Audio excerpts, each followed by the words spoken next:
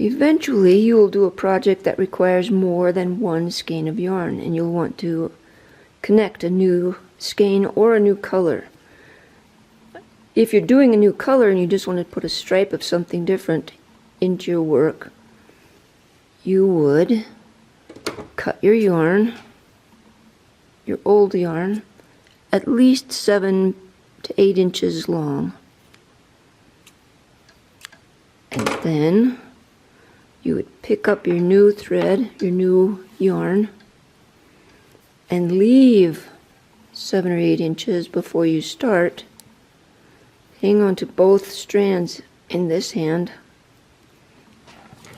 while you start knitting as you would normally. So I'm going to purl a row because I'm doing stockinette stitch, and eventually I will come back and weave in those ends. I will do a couple of rows and then I'll come back and show you how to weave those ends in.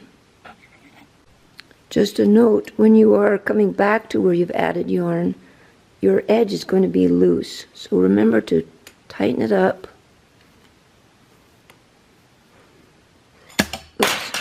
As you come to it and as you knit away from it. Okay, in order to weave your tails back into your work, you need to have either a yarn needle or a tapestry needle. You need a blunt end needle. Using a needle, even a large-eyed needle, a darning needle with a sharp tip will be counterproductive. It won't help you at all. You need blunt ends to be able to go in and out of all the loops that you have to go in and out of. I'm going to use this yarn needle,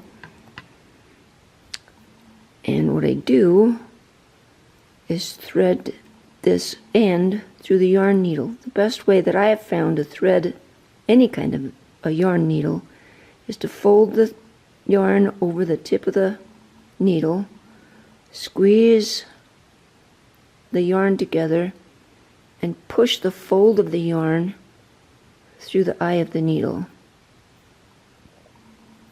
Alright, now I'm going to undo that and put on a different color because I want you to see where I'm going, and I'll redo it as in the red. Okay, let's say this blue yarn is my end. I need to duplicate the stitches that are on the back. Now I don't just weave willy-nilly around this because it leaves bumps that are unsightly on the right side. If you weave the same way that the yarn comes out in a row, it will be more smooth. So I would have taken this end and gone under here, and then I'm going to follow this row right here. So if I follow that, this loop is where I have to go, and I can see that it goes under that loop,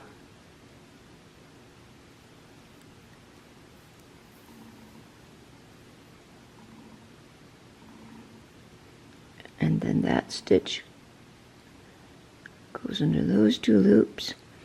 On a stockinette stitch fabric, weaving your ends in is really easy because it's just a matter of making figure eights. And you do that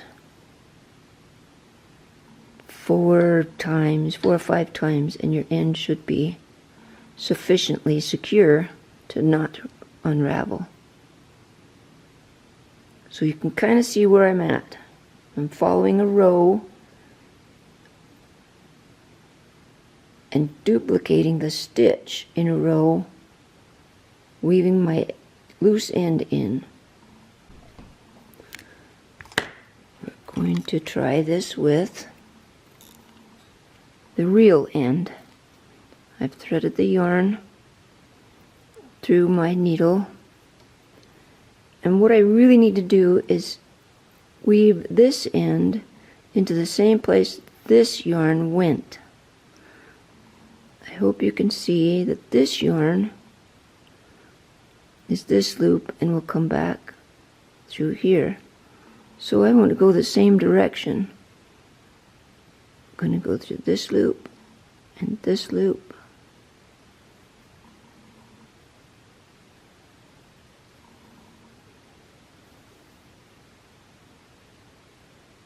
I kind of pull it, not tight, but pull it so that I don't leave a hole on the edge. I'm going to follow this loop under here, under here.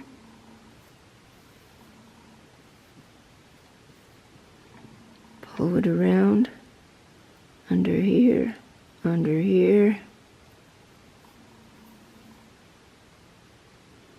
Follow this loop, under here, under here. Maybe one more time. Under there and under there.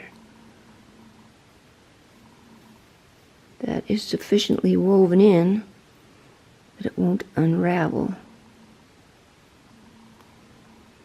So I cut my end. Let's do the other end.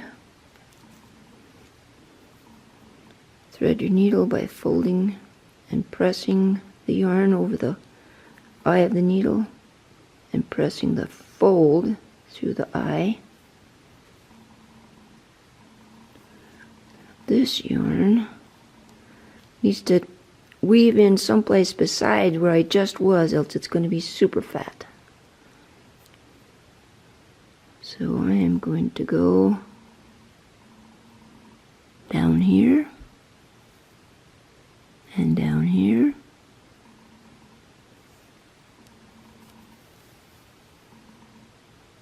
Pull it so that it doesn't leave a hole in the edge. Around.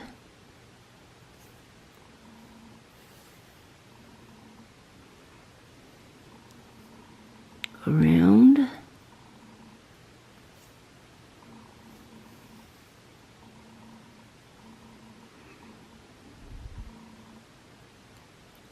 Back through those loops in a figure-8 manner.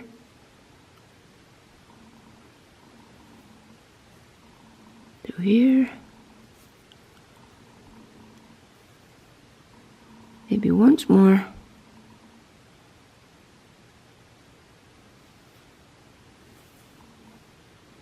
And cut my end. That's sufficient.